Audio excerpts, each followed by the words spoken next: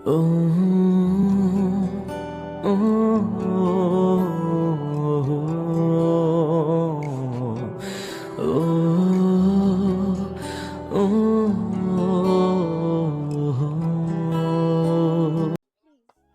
তুই চিন্তা করিস না আকাশ, দেখবি সব ঠিক হয়ে যাবে।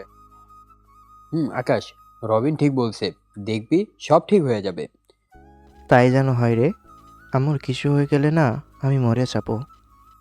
এসব নিয়ে চিন্তা করিস না, দেখবি সব ঠিক হয়ে যাবে। তিনজনে অপেক্ষা করছি। ঘন্টা দুয়েক পরে ডাক্তার বের হয়ে আসলেন। ডাক্তারের কাছে গিয়ে বলি, ডাক্তার, আমার আম্মু কেমন আছে? ভয়ের কিছু নেই তো? Don't worry, operation successful. Patient out of danger now. একটু পরে বেডে দেওয়া হবে, তখন আপনি দেখা করতে পারেন। Thank you so much doctor. এটা আমার কর্তব্য ছিল। বলে ডাক্তার আমার কাঁধে হাতে রেখে একটা হাসি দিয়ে চলে যাই।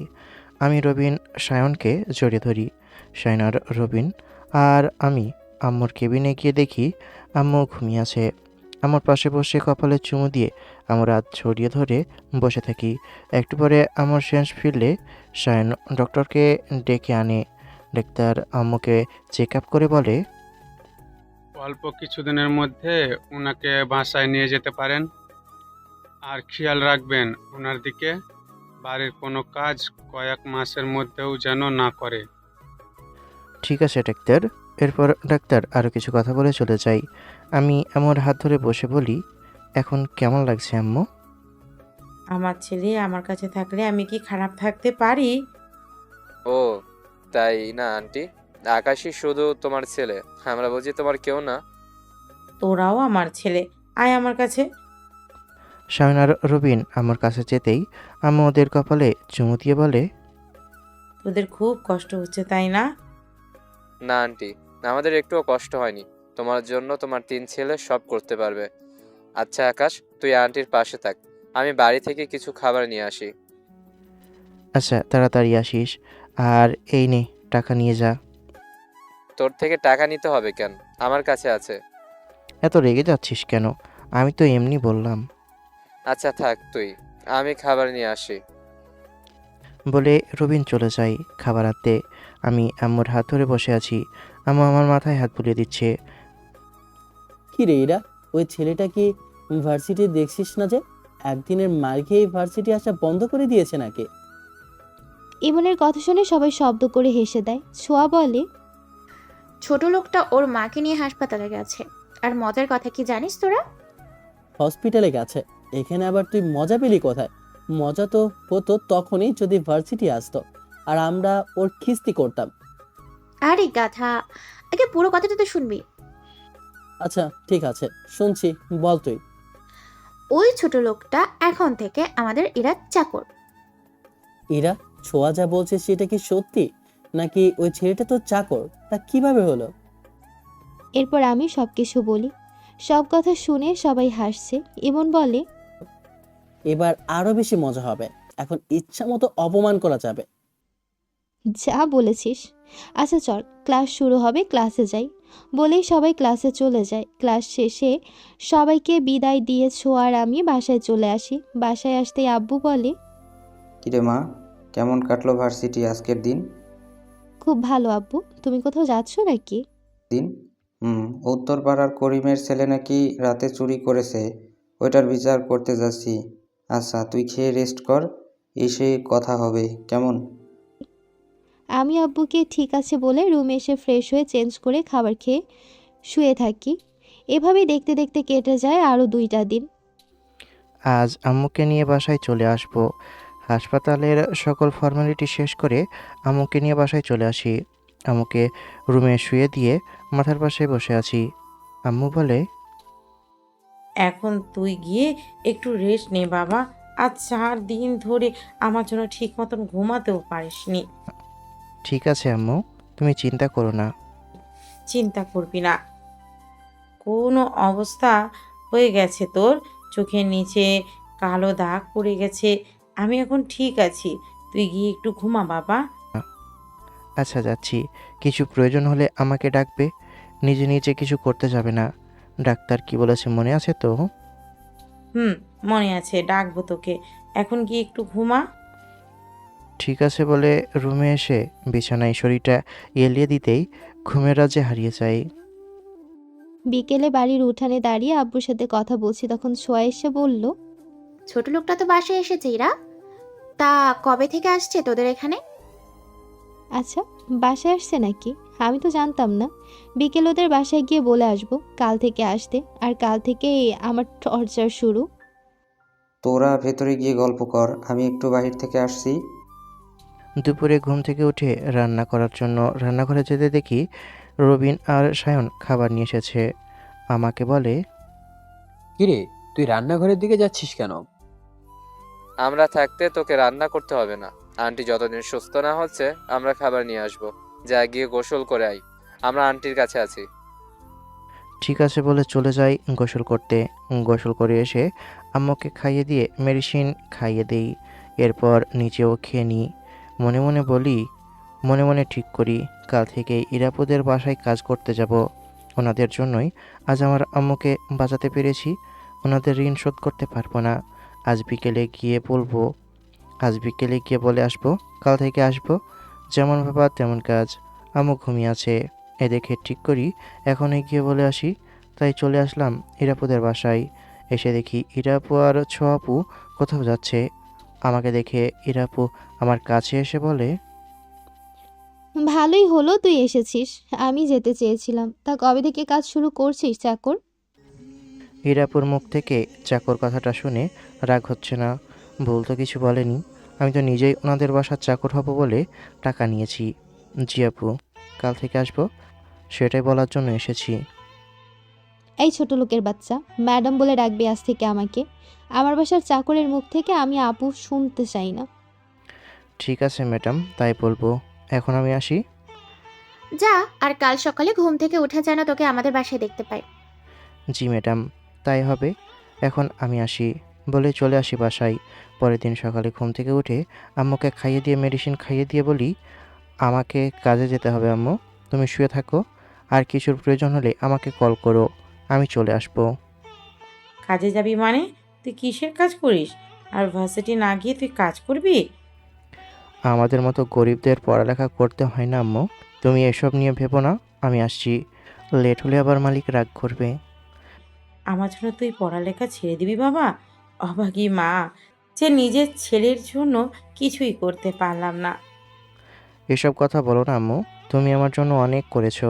সে ছোট থেকে এত বড় করেছো, নিজের সব শখ আহ্লাদ শেষ করে দিয়েছো আমার জন্য। আর এখন থেকে তোমার ছেলে সব করবে। আমি আর আমার আম্মুকে কষ্ট পেতে দেব না। এখন থেকে আমি সব করব বলে আম্মুর কপালে চুমু দিয়ে চলে আসি চেয়ারম্যানের বাসায়। এসে দেখি ইরা ম্যাডাম দাঁড়িয়ে আছে।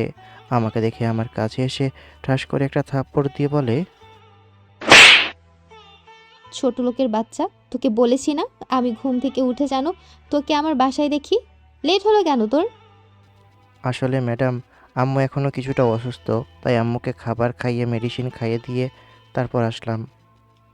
কোনো বাহানা চলবে না আমার কাছে। এখন যা গিয়ে আমার জামা আয়রন কর, এরপর আমার জুতোগুলো ভালো করে মুছবি। ঠিক আছে বলে গিয়ে প্রথমে জামা আয়রন করে জুতা মুছে ইরা ম্যাডামের কাছে এসে বলি, ম্যাডাম হয়ে গেছে, এ নিন। টেবিলে রেখে আমার জন্য খাবার নিয়ে আয়, যা। ঠিক আছে বলে গিয়ে খাবার নিয়ে এসে ইরা ম্যাডামের হাতে দিতেই ইরা ম্যাডাম বলে, এই ছোট লোকের বাচ্চা, পানি আনবে কে তোর বাপ? আমাকে মারার প্ল্যান করছিস?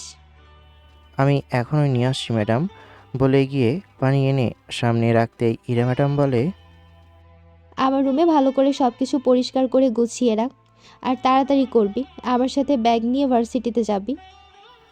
ঠিক আছে ম্যাডাম, এখনই করছি বলেই আমি রুম গোছাতে শুরু করি।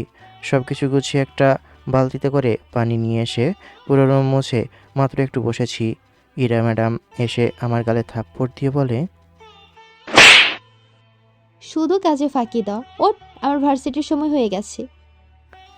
আমি কিছু না বলে ব্যাগ নিয়ে ইরা ম্যাডামের পেছনে পেছনে যেতে থাকি। একটু পর ছোঁয়াপু আসলে ইরাপু তার থেকে ব্যাগ নিয়ে আমার দিকে ছুঁড়ে মারে। ইচ্ছে করছে কী যে করি, কিন্তু চাইলেও কিছু করতে পারবো না। সাঁকো পার হয়ে গাড়ির জন্য অপেক্ষা করছি। একটু পরে গাড়ি আসলে গাড়িতে উঠতে গেলে ইরা ম্যাডাম বলে, তুই কোথায় উঠেছিস? দৌড়ে গাড়ির পেছনে আয়। আর শোন, যদি লেট হয় তাহলে তোর কি অবস্থা করব তুই ভাবতেও পারবি না। ম্যাডাম, এখান থেকে ভার্সিটি 1 ঘন্টা রাস্তা, এতটা পথ দৌড়ে যাব কি করে? আমার বাসার চাকর কখনো আমার সাথে বসে যেতে পারে না। আর টাকা নেওয়ার সময় কি বলেছিলি মনে আছে তো? আমি যা বলবো তুই তাই শুনবি।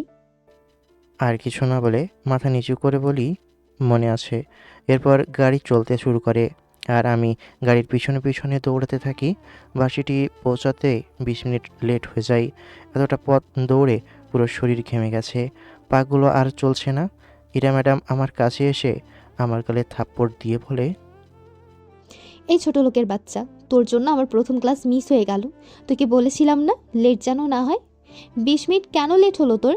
ইচ্ছে করেই তো তুই এমন করেছিস, তাই না? বলেই ইমন ভাই তার কোমর থেকে বেল্ট খুলে আমাকে মারতে থাকে। বেল্টের আঘাতে শরীরের চামড়া ফেটে রক্ত বের হচ্ছে। এরপর চুল ধরে তুলে আমার গালে থাপ্পড় দেই, ঠোঁট কেটে রক্ত বের হয়ে যায়। এবার ছেড়ে দে, আজকের কথা মনে থাকলে আর কখনো লেট করবে না। বলেই চলে যাওয়ার সময় ইমন ভাই আমার বুকে লাথি মারে। আমি মাটিতে পড়ে বুকে হাত দিয়ে গলা কাটা মুরগির মতো ছটফট করছি আর তারা হাসছে। হাসতে হাসতে চলে যাই। কোনো রকমে উঠে ভার্সিটির বাইরে এসে একটা বেঞ্চে বসে চোখ বন্ধ করে বসে আছি। শরীরের সব জায়গায় জ্বালা করছে। বসে থাকতে থাকতে কখন ঘুমিয়ে গেছি জানি না। হঠাৎ কেউ মুখে পানি ছুঁড়ে মারে। আমি চোখ খুলে সামনে তাকিয়ে দেখি ইরা ম্যাডাম।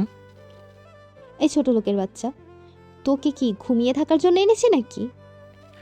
আপনি তো ক্লাস করছিলেন ম্যাডাম, তাই বসেছিলাম। কখন ঘুমিয়ে গেছি বুঝতে পারিনি। আবার মুখে মুখে তর্ক করা হচ্ছে, ছোট লোক কোথাকার।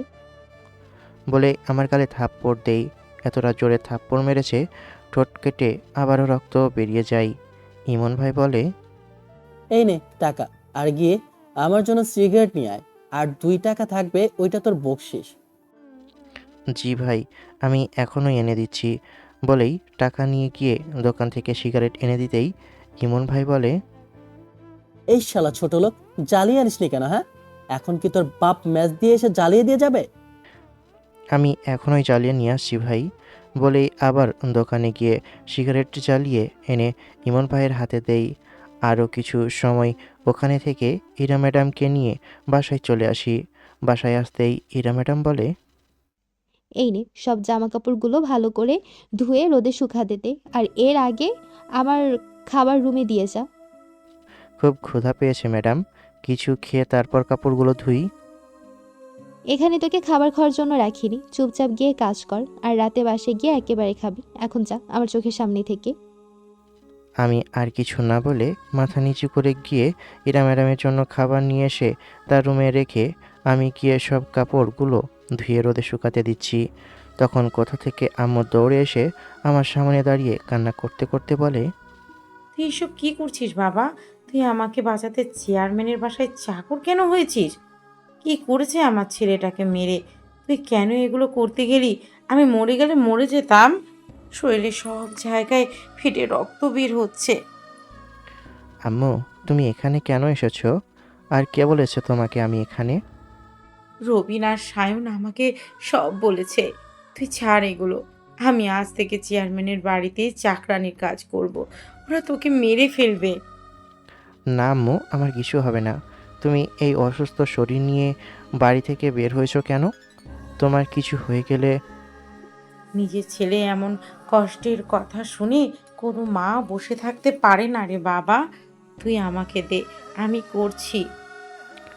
আম্মু তুমি এখন বাড়ি ফিরে যাও। চেয়ারম্যানের মেয়ে যদি দেখে তুমি এখানে পাগলামি করছো তাহলে রেগে যাবে। রুমে বসে খাবার খাচ্ছি, তখনই বাড়ির বাইরে থেকে চেঁচামেচির আওয়াজ শুনে জানালার পাশে এসে বাইরে তাকিয়ে দেখি আকাশের আম্মু কান্না করছে আর বলছে, যে আমার পোলারে এমন অবস্থা করছে, আল্লাহ তুমি তার বিচার কইরো। আমার বাপ মরা পোলারে এমন কইরা আঘাত করছে, আল্লাহ সব দেখতাছে। এই বিচার তো একদিন আল্লাহ ঠিকই করব। আম্মু হয়েছে, এখন তুমি বাড়ি যাও। তুমি অসুস্থ, এখান থেকে যাও। এমনভাবে কথা বললে তোমার সমস্যা হবে। দয়া করে এখান থেকে যাও। না হলে আমার পরিশ্রম কষ্ট সব বৃথা যাবে। আমি একটু পরে বাড়ি যাব। আম্মু কান্না করতে করতে চলে যাই। কাজ করতে করতে রাত 8টা বেজে যায়। আমি ইরা ম্যাডামের রুমের বাইরে দাঁড়িয়ে বলি, ম্যাডাম ভিতরে আসতে পারি? কি বলবি ওখান থেকেই বল। 8টা বেজে গেছে, আমি কি বাড়ি যেতে পারি? ঠিক আছে যা, কাল সকালে সময় মতো জানো তোকে এই বাড়িতে দেখতে পাই। আমি ঠিক আছে বলে হাঁটতে হাঁটতে বাড়ি ফিরছি। শরীরের ব্যথায় হাঁটতে পারছি না, রক্তগুলো শরীরে শুকিয়ে গেছে। অনেক কষ্ট করে বাড়িতে আসতেই আম্মু আমাকে জড়িয়ে ধরে কান্না করে দেই। আম্মু, কান্না করো না, আমি ঠিক আছি। এইটাই তো দেখতে পারছি। আয় বাবা, তুই রুমে শুইয়া থাক, আমি তেল গরম কইরা গায়ে মালিশ কইরা দেই। বলে আম্মু আমাকে ধরে রুমে নিয়ে এসে বিছানায় শুয়ে দিয়ে তেল গরম করতে চলে যাই। বিছানায় শরীরটা লাগাতেই মনে হচ্ছে কেউ আমার গায়ে ব্লেড দিয়ে আঘাত করছে। যন্ত্রণায় চোখ বন্ধ করে থাকি। একটু পরে আম্মু তেল নিয়ে এসে আমার টি শার্ট খুলে কান্না করে দেই। সারা শরীরে বেল্টের আঘাতের দাগ পড়ে আছে, রক্তগুলো শুকিয়ে কালো দাগ হয়ে গেছে। আম্মু কান্না করতে করতে আমার শরীরে তেল মালিশ করে দেই। এরপর আম্মু খাবার নিয়ে এসে নিজ হাতে আমাকে খাইয়ে দিয়ে ব্যথার মেডিসিন খাইয়ে দিয়ে আবার মাথায় হাত বুলিয়ে দিতে থাকে। এভাবে দেখতে দেখতে কেটে যায় 1 বছর। এই 1 বছরে যতটা পেরেছে আমাকে অপমান আঘাত করেছে। আজ তার এক বান্ধবীর বার্থডে, তাই আমাকে বলে, এই ছোট লোক, গিয়ে আমার জামা আয়রন করে জুতাগুলো ভালো করে মুছে নিয়ে আয়।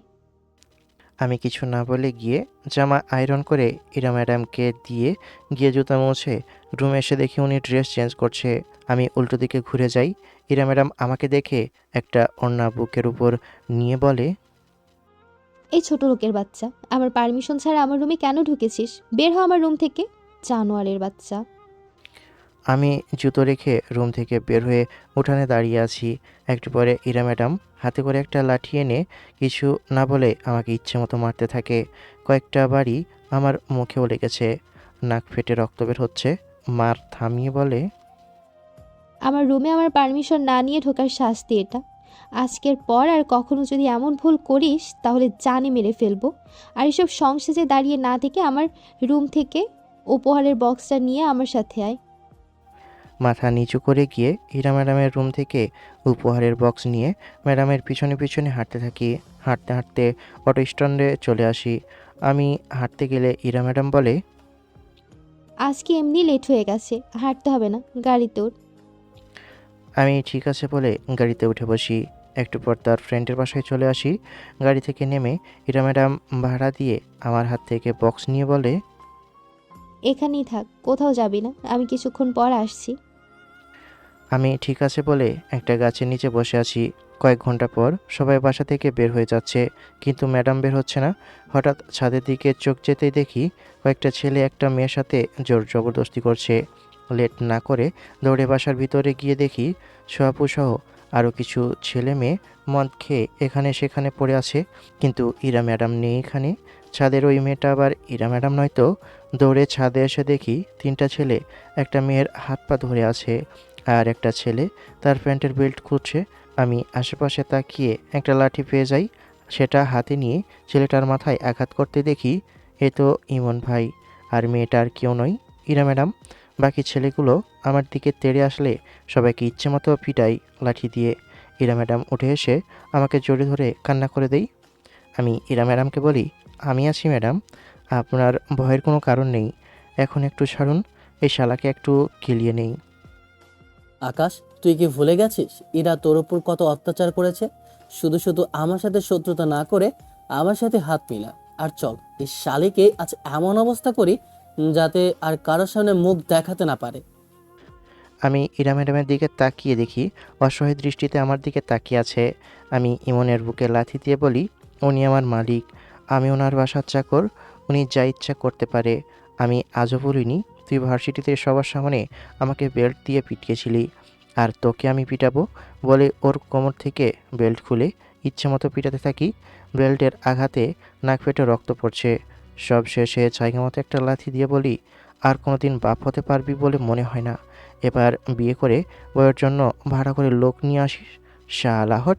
বলে ইরা ম্যাডামের দিকে ঘুরি। এতক্ষণে খেয়াল করিনি। ভালো করে তাকিয়ে দেখি ওনার ড্রেসের অনেক জায়গায় ছেঁড়া।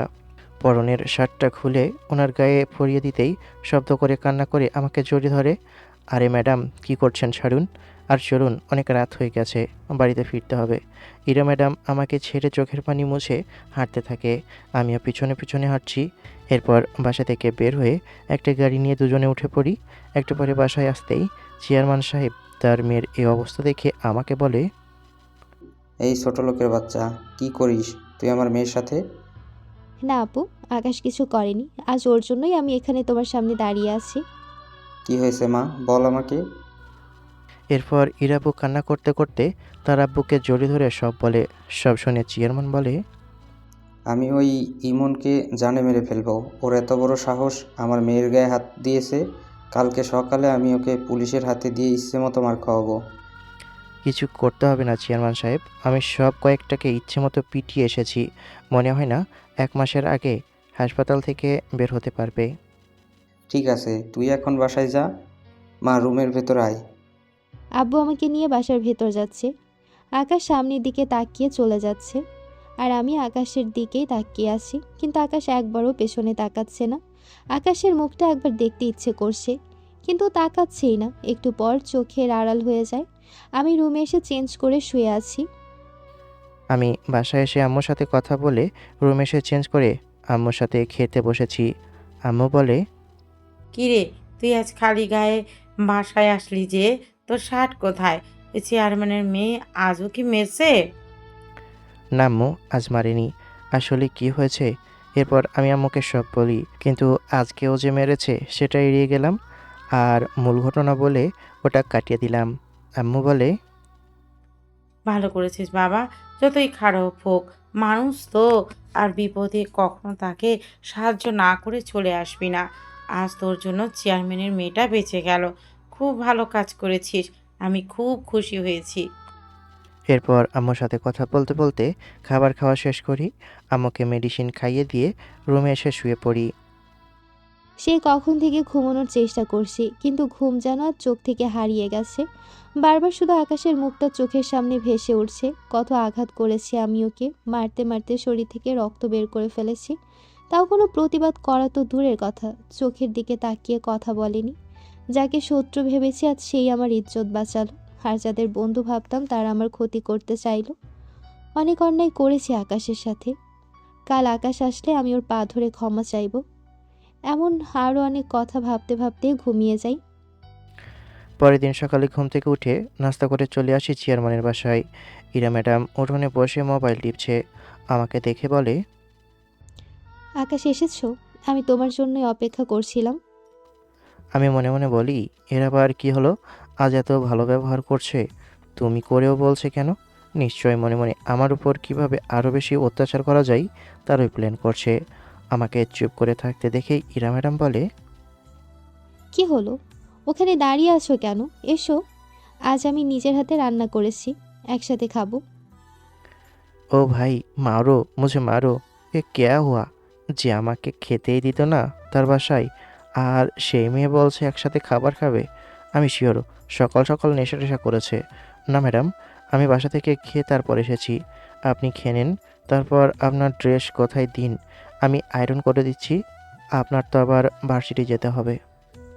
আমি আয়রন করে ফেলেছি, তুমি এসো আমার সাথে, বলে আমার হাত ধরে রুমে নিয়ে গেলাম। তুমি বিছানায় বসো, আমি খাবার নিয়ে আসছি। আরে না না, এত নরম বিছানায় আমি বসতে পারবো না। আপনি বসেন, আমি আপনার জন্য খাবার নিয়ে আসছি। এত কথা বলছো কেন? বসতে বলেছি, বসো এখানে। বলে চলে যাই খাবার আনতে। আমি ভাবছি এমন কেন করছে, কাল বাঁচিয়েছি সেজন্য হবে হয়তো, তাই হয়তো দয়া করছে। একটু পরে রুমে এসে নিজেই দুটো প্লেটে খাবার সার্ভ করে একটা প্লেট আমার দিকে এগিয়ে দিয়ে বলে, নাও, আজ আমি নিজের হাতে বিরিয়ানি রান্না করেছি, খেয়ে দেখো কেমন হয়েছে।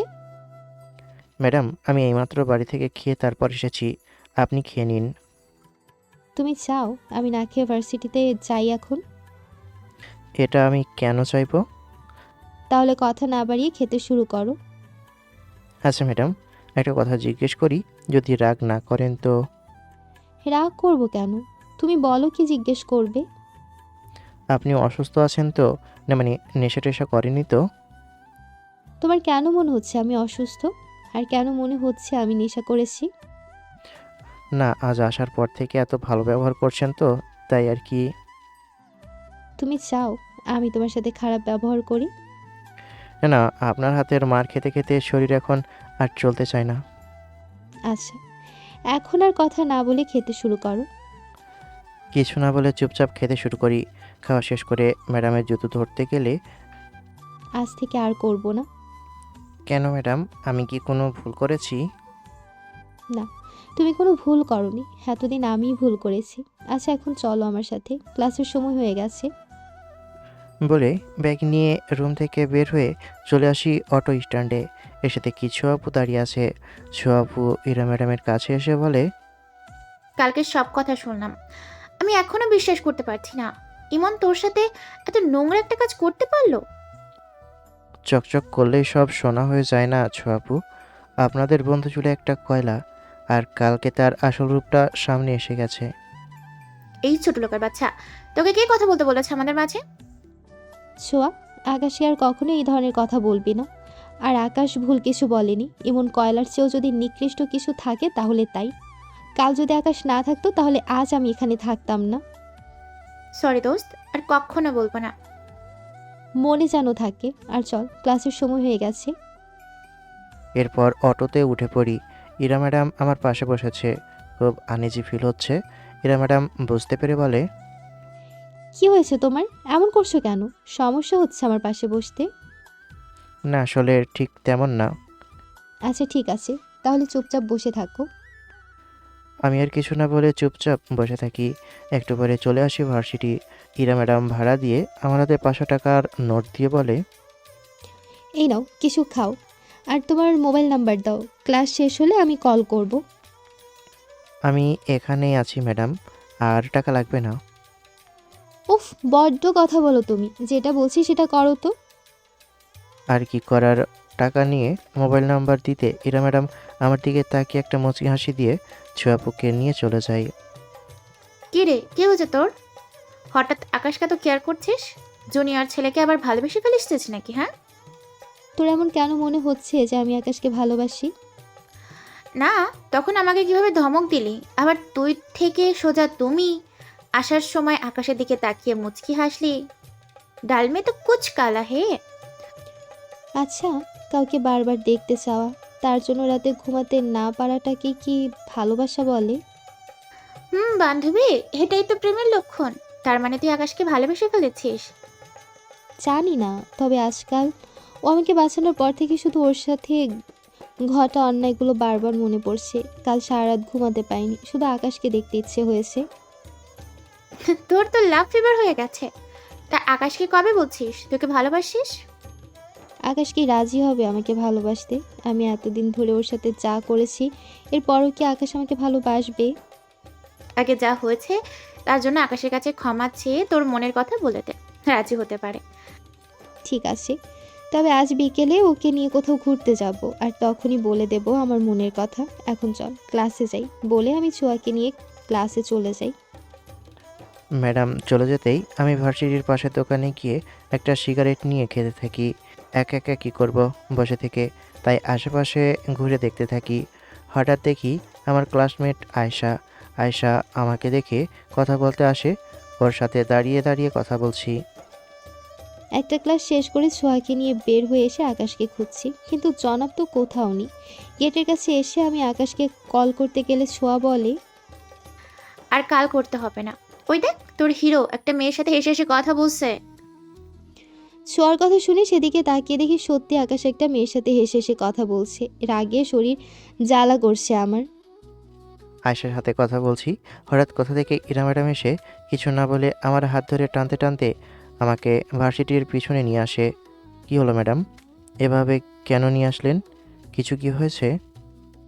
ওই ডাইনিকে, যার সাথে এত হেসে হেসে কথা বলছিলে। ডাইনিটা আবার কে ম্যাডাম? যার সাথে এতক্ষণ কথা বলছিলে। ও, আয়শার কথা বলছেন। ও তো আমার ক্লাসমেট ছিল। আয়শা নাকি? আমি নাম জানি না। তুমি আমি ছাড়া আর কোনো মেয়ের সাথে কথা বলতে পারবে না। কেন? আপনাকে ছাড়া আর কারোর সাথে কথা বলা যাবে না কেন? কারণ তুমি শুধুই আমার। আমি আপনার কি বলছেন ম্যাডাম? আমি তোমাকে ভালোবাসি আকাশ। আগে তোমার সাথে যত অন্যায় করেছি তার জন্য আমাকে মাফ করে দাও। আর আমি সত্যি বলছি, আমি তোমাকে ভালোবাসি। কাল সারা রাত আমি ঘুমাতে পারিনি, বারবার শুধু তোমাকে দেখতে ইচ্ছে করেছে।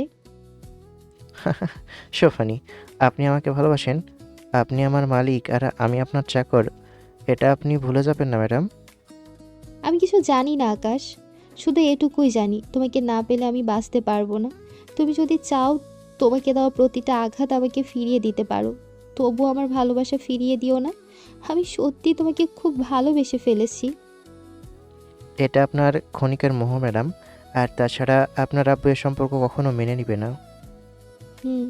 শুধু একবার ভালোবেসে দেখো, আমি সকল বাধা অতিক্রম করে তোমার কাছে ছুটে আসব। তাহলে বাসায় গিয়ে আপনার আব্বুকে বিয়ের জন্য রাজি করুন। যদি পারেন তাহলে আপনাকে ভালোবাসতে আমার কোনো আপত্তি নেই। ইরা ম্যাডাম আমাকে শক্ত করে জড়িয়ে ধরে বলে, আমি আজই আব্বুকে গিয়ে বলবো আগামী 7 দিনের মধ্যে আমরা বিয়ে করব আকাশ। I love you.